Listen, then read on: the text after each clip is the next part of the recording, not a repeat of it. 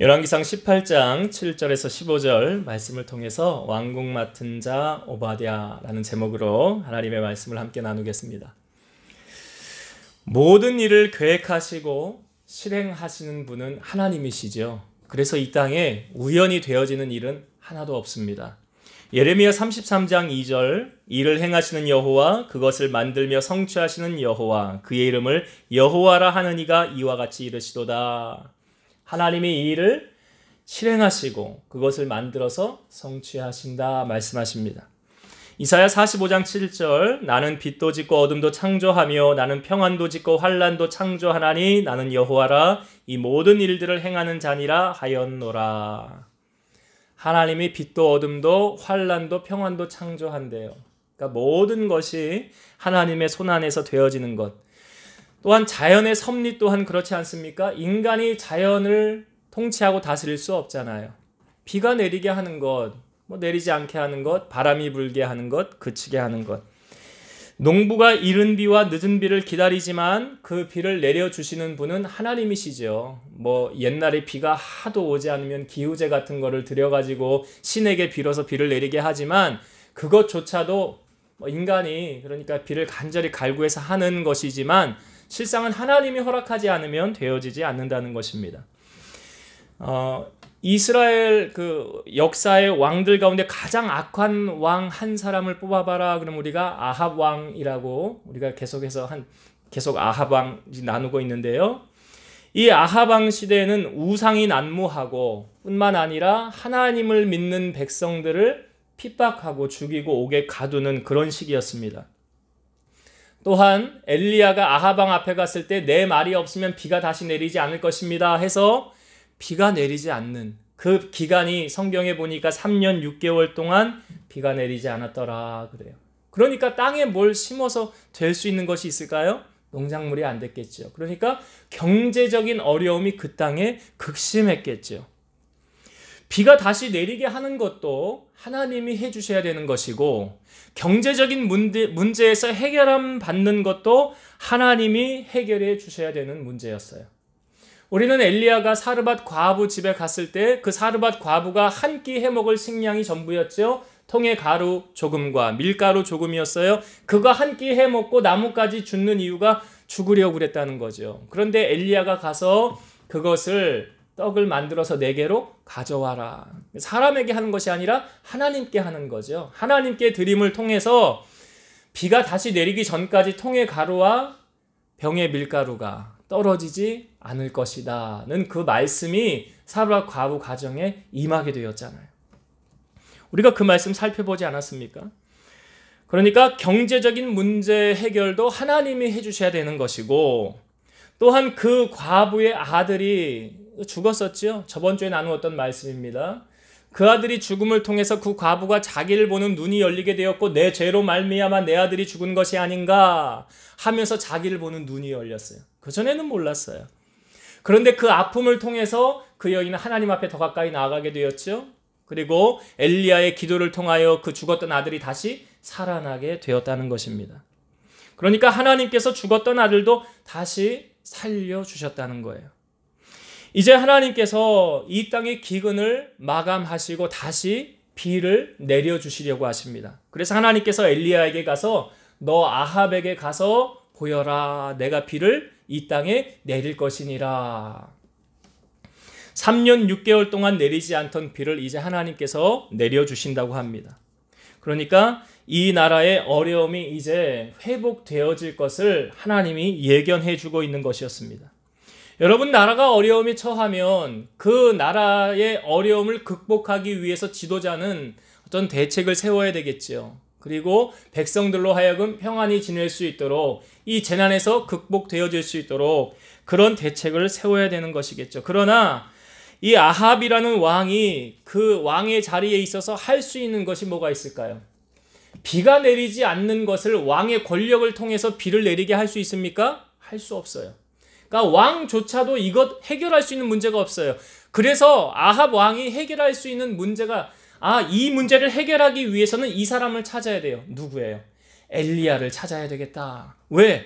엘리야가 자기 앞에 왔을 때 내 말이 없으면 비가 내리지 않을 거야 라고 했는데 아합이 무슨 생각했을까요? 그때 무슨 소리를 하는 거야? 이 사람 정신이 어떻게 된 거 아니야?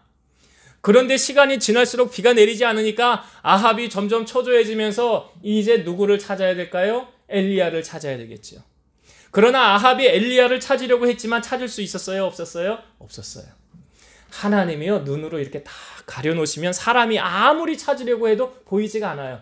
우리가 왜 쉬운 예로 아브라함이 이삭을 모리아산에 제단을 드리려고 할 때 그 양이 없었잖아요. 눈을 들어 봤는데도. 없으니까 이삭을 번제로 드렸는데 드리고 났을 때 눈을 들어 보니까 그 수풀에 양이 걸려있는 것이 보였어요? 안 보였어요? 보였잖아요. 그전에는 안 보였어요. 그러니까 하나님이 눈을 열어주셔야 보이는 거예요. 우리가 말씀의 은혜도 그래요. 하나님께서 내게 깨우쳐 주시는 깨닫는 은혜가 나에게 주셔야 내가 말씀이 들리는 거예요. 교회 와가지고 오늘 설교 뭐 들었지? 깨우침을 받지 않으면 말씀의 은혜가, 그러니까 들을 수가 없는 거예요. 하나님께서 이거 도와주셔야 되는 거죠. 그러니까 지금 엘리야를 찾으려고 아합이 눈에 불을 켜고 혈안이 되었지만 찾아요? 못 찾아요? 못 찾는 거예요. 하나님이 가려놔서. 그래서 이 아합이 이제 엘리야 찾으러 가자, 뭐 얼마나 기근이 심했으면 이 짐승들까지도 물을 못 먹어서 기근 중에 다 죽을 위기에 처했다는 거예요. 그러니까 이 아합이 지금 우리가 읽은 본문에 보니까 오바댜라는 사람하고 같이 가서 엘리야를 찾자 하고, 너는 오른쪽으로 가고 나는 왼쪽으로 가자, 뭐 이렇게 양쪽으로 갈라져서 엘리야를 찾으러 갑니다. 그런데 그때 오바댜의 눈 앞에 엘리야가 등장을 하는 거예요. 오바댜가 엘리야를 보고 내 주여 당신이십니까? 그러니까 당신이 엘리야 맞습니까? 라는 표현이죠. 그래, 맞다.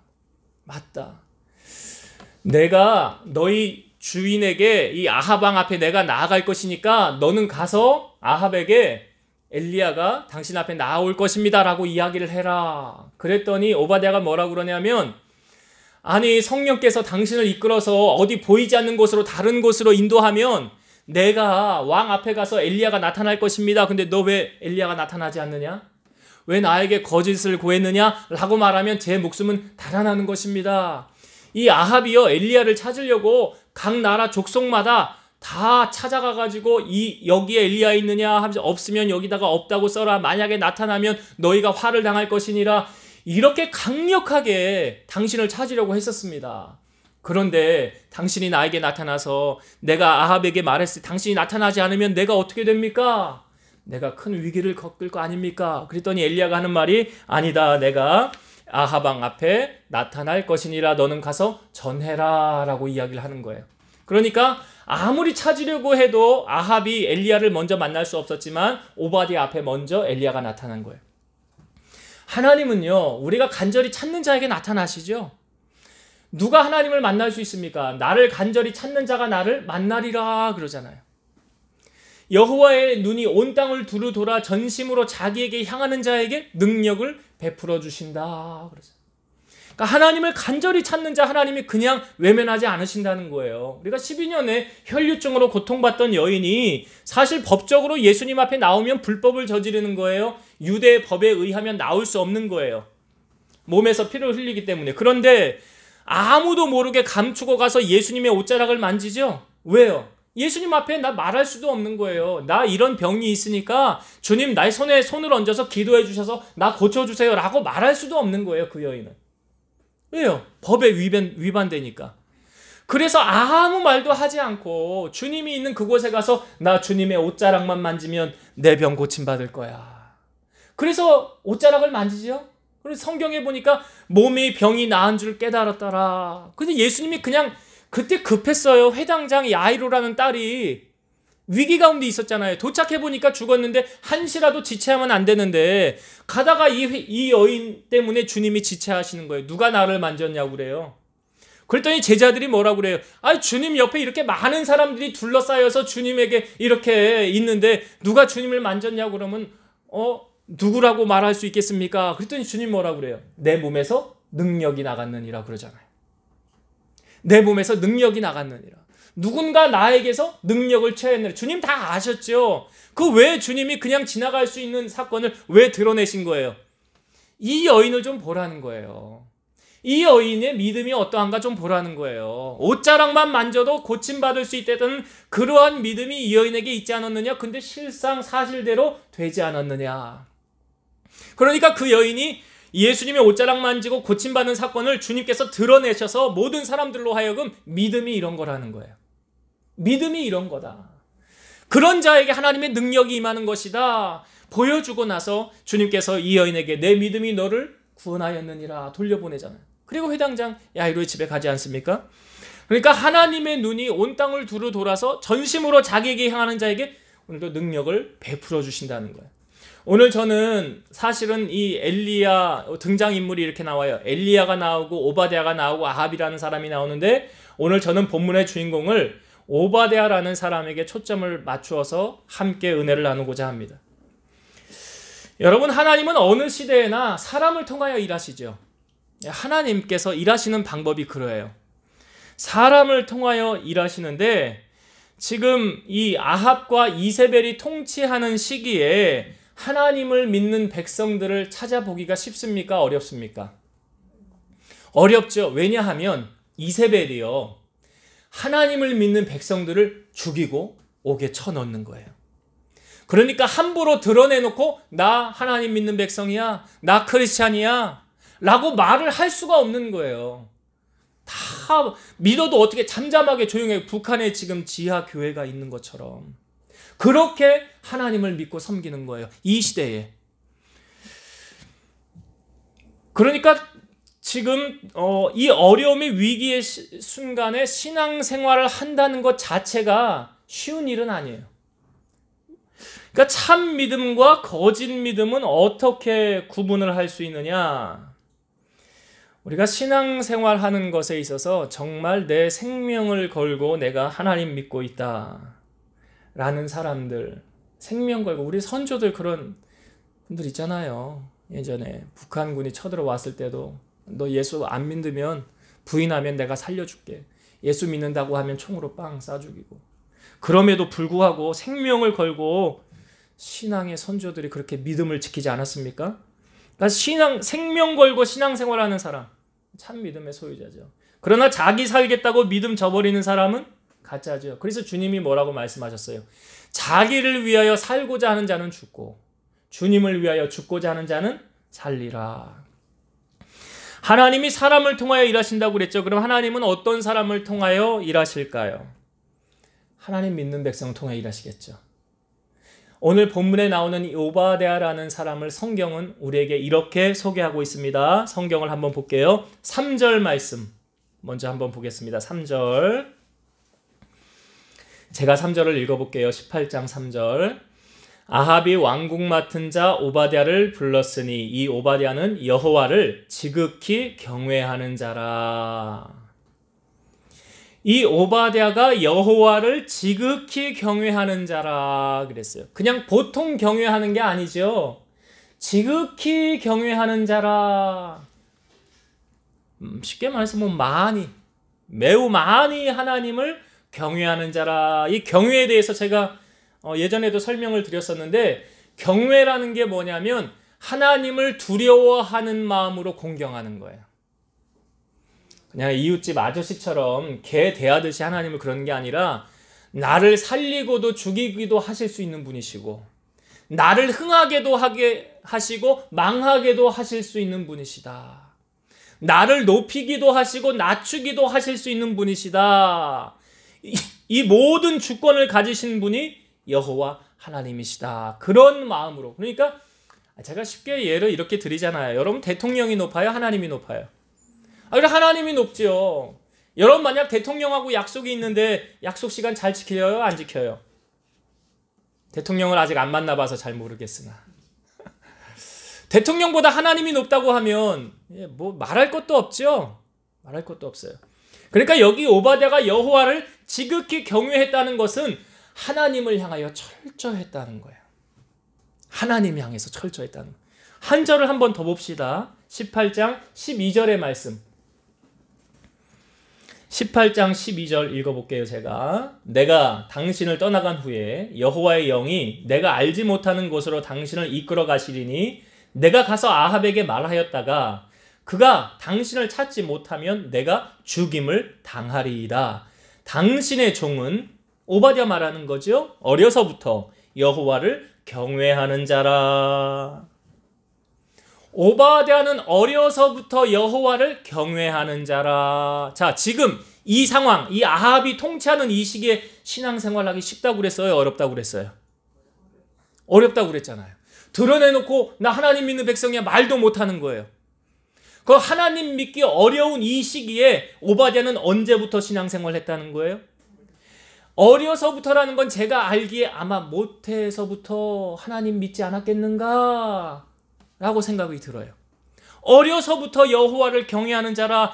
그러면 이 오바댜가 어려서부터 자기가 하나님 믿어야 되겠다라고 했을까요?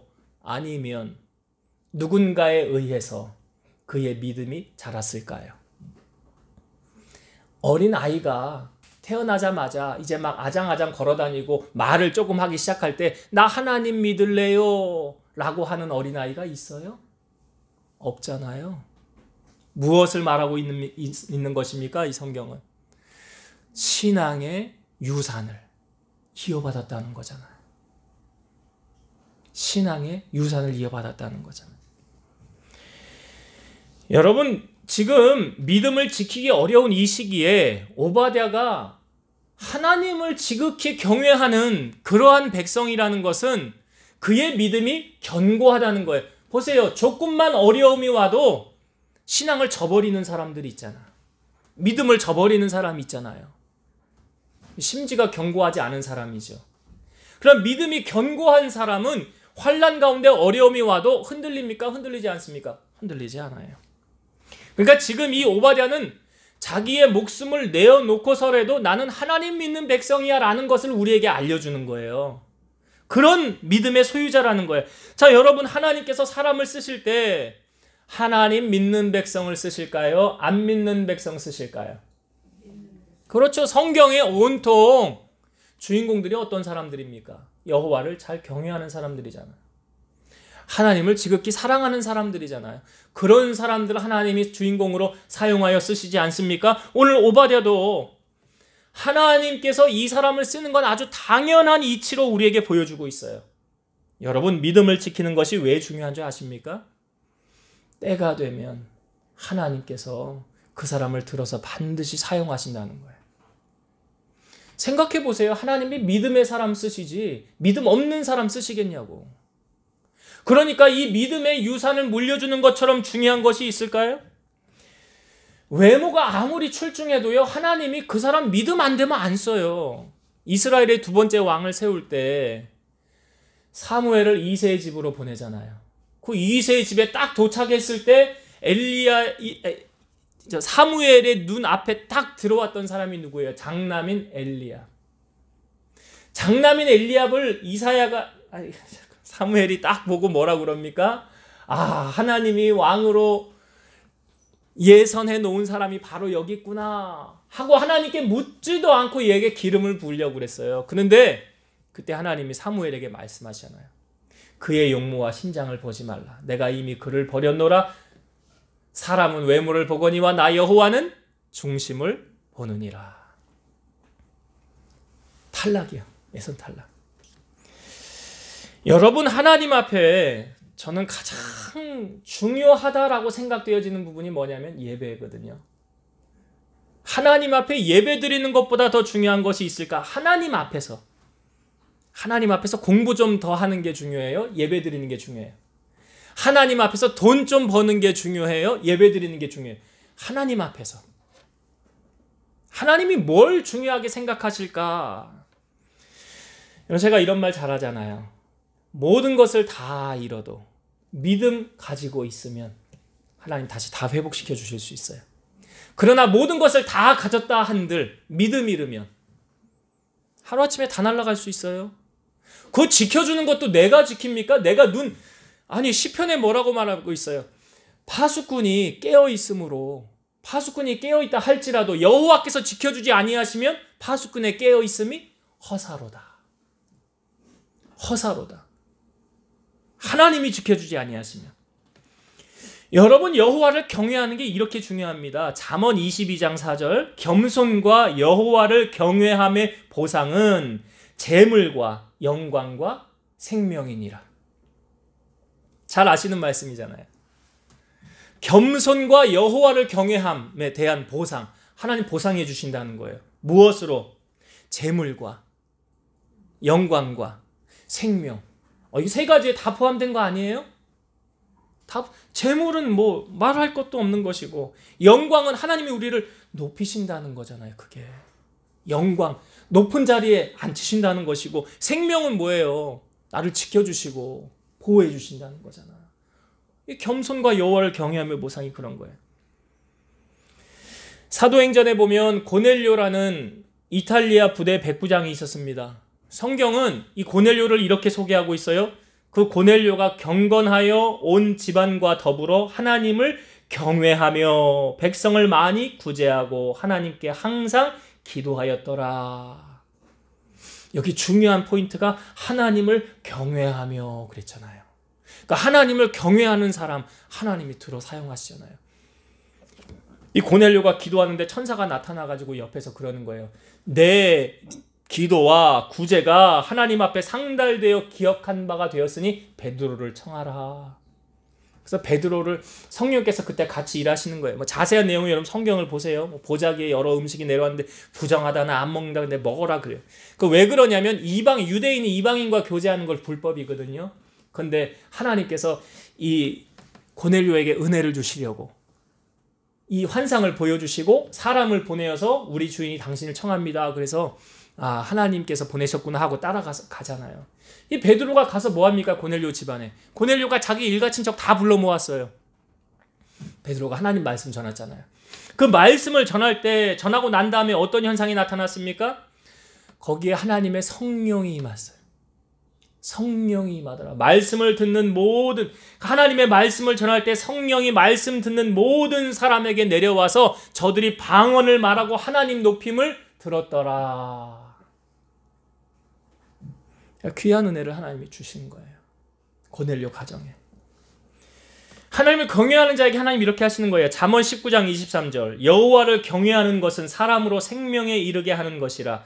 경외하는 자는 족하게 지내고 재앙을 당하지 아니하느니라. 그러니까 재앙도 누가 일으키시는 거예요? 하나님이 일으키시는 거잖아. 근데 경외하는 자는 족하게 지내고, 이게 잠언 22장 4절의 말씀하고도 연관이 있잖아요. 족하게 지낸다는 게 뭐예요? 재물 주신다는 거예요. 넉넉하게 하신다는 거예요.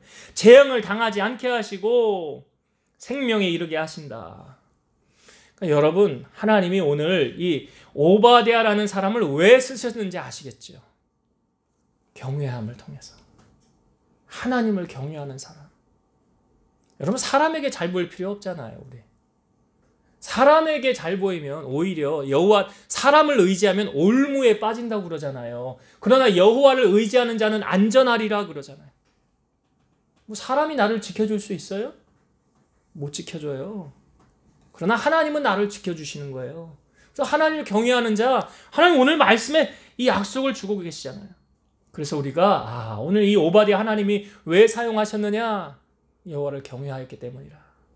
그래서 신앙의 유산보다 더 귀한 거 없어요. 어려서부터 여호와를 경외하는 이 사람을 하나님이 사용하셨더라라는 것, 우리가 오늘 꼭 잊지 않았으면 좋겠어요. 한 가지 더 은혜를 나누고 싶은 것은 이 오바댜라는 사람이 맡은 직책이 뭐였대요? 우리가 아까 3절 말씀을 볼 때 이렇게 소개하고 있어요. 아합이 왕국 맡은 자 오바댜를 불렀으니 그랬어요.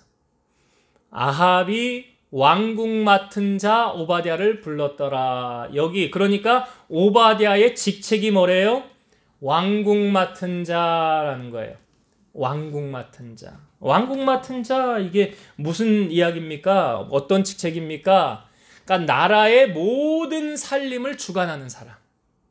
나라에. 그러니까 왕은 사실 그 위에 직책만 있을 뿐이요, 모든 실무는 누가 하는 거예요? 오바댜가 하는 거예요. 오바댜가. 그러면 여러분, 하나님께서 지금 이 오바댜라는 사람을 왜 왕국 맡은 자의 자리에 세우셨을까? 우린 이걸 생각해야 돼요. 아합이 통치하는 이 악한 시대에 하나님을 믿는 선한 백성 이 오바댜를 나라의 2인자로 하나님이 세워두신 이유가 있어요. 이 오바댜가 왕궁 맡은 자의 자리에서 무엇을 했는가 성경을 한번 봅시다. 18장 4절 말씀 한번 볼게요. 18장 4절 이세벨이 여호와의 선지자들을 멸할 때에 오바댜가 선지자 100명을 가지고 50명씩 굴에 숨기고 떡과 물을 먹였더라. 이건 객관적인 시점에서 이야기하는 거예요. 성경이. 한 절 더 봅시다. 13절 말씀. 18장 13절 제가 읽어볼게요. 이세벨이 여호와의 선지자들을 죽일 때에 내가 여호와의 선지자 중에 100명을 50명씩 굴에 숨기고 떡과 물로 먹인 일이 내 주에게 들리지 아니하였나이까. 이거는 누가 얘기한 거예요? 오바댜가 얘기한 거예요. 오바댜가. 사실이죠. 성경은 하나도 거짓이 없으니까. 여러분 지금 이 땅에 아합이 통치하는 이 시기에 경제 상황이 어때요? 아주 어려워요. 기근이 심하였더라 그랬어요. 뭐 3년 6개월 동안 비 안 내렸으니까 물은 뭐 귀하기를 말할 것도 없고요. 식량은요. 농사가 안 되는데요 뭐. 그러니까 얼마나 귀합니까? 먹을 것과 마실 것이 귀한 시기예요. 그런데 그런 이 귀한 시기에 이세벨은요 가차없이 하나님을 믿는 백성들, 특별히 여기 여호와의 선지자들, 이거 오늘날로 말하면 목회자들 아니에요? 목회자들이잖아요. 주의 일 하는 사람들. 그런 사람들 막 죽이고 막 그냥 옥에 가두고 그러는 시기에 이 오바댜가 여호와의 선지자들을 100명을 50명씩 굴에 넣었다는 거예요. 여러분 이 기근 중에 100명을 먹이기가 쉽습니까? 어렵습니까? 어렵죠. 우리 한 가정 먹여 살리는 것도 어려운데. 그런데 지금 하나님의 일을 하는 선지자들 100명을 지금 누가 먹이고 있어요? 오바댜가. 여러분 하나님이 왜 오바댜에게 왕궁 맡은 자의 직책을 주셨는지 아시겠습니까? 나 한 몸 잘 먹고 잘 살라고 오바댜를 그 자리에 세운 거 아니에요. 하나님께서는 지금 오바댜에게 여호와의 나라와 하나님의 의를 구하는 것, 오바댜에게 있어서 하나님의 나라와 하나님의 의를 구하는 것, 하나님 나라 구하는 것은 바로 하나님의 선지자들을 섬기는 거예요. 이것이 하나님께서 오바댜에게 주신 사명이에요. 그 귀한 직책의 자리에서 오바댜가 할 수 있는 것. 그러니까 하나님께서 지금 왜 오바댜에게 이 권력을 주셨습니까? 이렇게 하라고. 이렇게 섬기라고. 너 100명을 네가 먹이고 입히고 해라. 우리는 이런 표현을 잘합니다. 하나님께서 우리를 청지기로 부르셨다. 청지기라는 표현을 잘하죠. 청지기라는 뜻이 뭐냐면 주인이 맡긴 것들을 주인의 뜻대로 관리하는 위탁 관리인이에요. 주인이 나에게 맡긴 것을 주인의 뜻대로 집행하는 사람, 이게 청지기예요. 여러분 우리의 주인이 누구십니까? 하나님이시죠. 하나님이 우리의 주인이시죠. 그러면 하나님께서 우리에게 맡기신 것을 하나님이 원하는 뜻대로 집행하고 실행하고 살아가는 사람을 우리는 청지기다. 이게 하나님의 청지기예요. 우리가 다 하나님의 청지기 아닙니까? 여러분 우리에게 하나님께서 주신 권력이라는 것, 이 권력을 통해서 우리는 무엇을 해야 되는가? 느헤미야라는 사람이 있었어요. 유대에서 포로로 바사국에 잡혀온 사람이었어요. 그런데 이 유대인 느헤미야를 하나님께서 술 맡은 관원장의 자리에 세워줘요. 뭐 요셉의 이야기에도 떡 맡은 관원장, 술 맡은 관원장 이야기 나오지만 이 느헤미야를 술 맡은 관원장의 자리에 세워줘요. 이 술 맡은 관원장은 오늘날로 말하면 경호실장 같은 위치에 있는 거예요. 왕의 생명을 보호해주는 그런 역할을 하는 사람이에요. 왜 하나님께서 느헤미야를 술 맡은 관원장의 이런 권력자의 자리에 세워주셨느냐? 나중 느헤미야를 통해서 예루살렘에 돌아와서 예루살렘의 성벽을 재건하게 합니다. 그 일을 감당하게 하시려고 느헤미야를 그 높은 자리에 세워서 왕에게 이야기하게 하고 왕에게 자기가 이루고자 하는 뜻을 다 전하게 한 후에 그 왕을 통해서 이 느헤미야를 보내어서 그 모든 일을 감당하게 하는 거예요. 그러니까 하나님의 나라와 의를 구하기 위해서 하나님 그 자리에 세워놓으시는 거예요. 오늘 하나님께서 우리에게 주어진 권력이 무엇인가? 나에게 맡기신 재물은 무엇이 있는가? 그것을 지금 나를 위해서 내가 사용해야 되는가? 주님을 위해서 헌신해야 되는가? 예수님이 이제 우리가 다음 주 종려주일 고난주간이 시작되는데 예수님께서 십자가를 지시기 전에 예수님에게 와서 300데나리온이나 되는 귀한 향유를 주님에게 부어준 사람이 있었죠. 누구죠? 마리아. 예, 마리아. 300데나리온을 우리가 1데나리온이 얼마의 값어치냐면 한 사람이 하루 일해서 얻는 임금이라는 거예요. 그러니까 하루 일당 10만 원으로 치면 300데나리온은 3천만 원 정도 되는 거예요. 작은 게 아니에요. 그 향유 300데나리온이나 하는 그 값어치 있는 것을 예수님을 위해서 마리아가 부어줬어요. 그런데 그것을 옆에서 바라본 가룟 유다가 뭐라고 말하냐면 이것을 왜 이렇게 허비하냐 그래. 이것을 왜 이렇게 허비하냐. 이것을 그거 뒀다가 가난한 자들에게 나눠주면 더 좋을 것을. 그런데 성경은 가룟 유다를 향하여 저 사람은 돈괴를 넣고 거기 넣는 것을 훔쳐가는 사람이라. 그러니까 예수님 12제자 가운데 제정받던 사람이 가룟 유다예요.